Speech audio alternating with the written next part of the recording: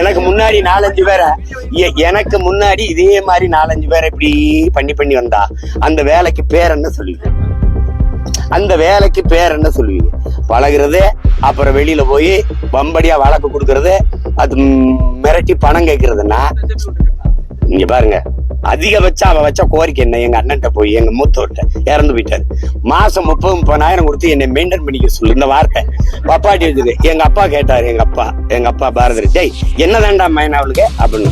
ஒண்ணு இல்ல, 30-30,000 கொடுத்தா அவளை என்னை வச்சுக்கிற சொல்றான். வச்சுக்கிறவா உன் மருமகனை சோத்துல வெஸ்த போட்டு கொல்லுவா, பரவாயில்லையா? அப்படியாடா சொல்லுவான் அப்படின்னு. இதுதான் சொல்றேன். இது சொன்னாலும் இல்லையான்னு. நானும் கண்ணியங்காத்து 15 வருஷம் வாய முன்னேன். இனி ஒரு முடிவுக்கு வந்துருச்சுல்ல, என்னைக்கு மரியாதை கொடுத்தா இருங்க. இப்ப நீங்க நீ கண்ணியமா பேசணும்ல. நீ எங்க குடும்பத்தை என்னையெல்லாம் மரியாதை எல்லாம் பேசுறானா, அந்த நீ என்னை காதலிச்சுங்கிறது இதெல்லாம் அப்ப எவ்வளவு பெரிய ஏமாச்சு? ஒரு பணம் பறிக்கிறது ஒவ்வொரு தடவை இடைமறிச்சு ஆங்கிலத்துல பிளாக்மெயில்ங்கிறோம்ல, இடைமறிச்சு பணம் பறிக்கிற ஒருத்தருக்கு பேர் என்ன சொல்லுங்க?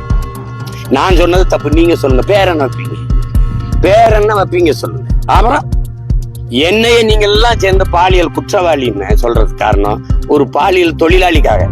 அதை எப்படி ஏற்கிறது? மானம் கட்ட நீங்களே பேசின தன்மானத்துக்காக போராடுற மகன் எப்படி பேசணும்?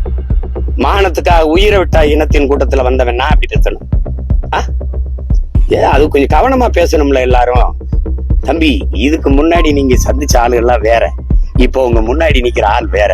நீங்க மறுபடியும் சொல்றேன், வரலாற்றிலேயே நீங்க இப்பதான் சரியான எதிரியை சந்திக்கிறீங்க. புரியுதா? கவனமா கையாளுங்க.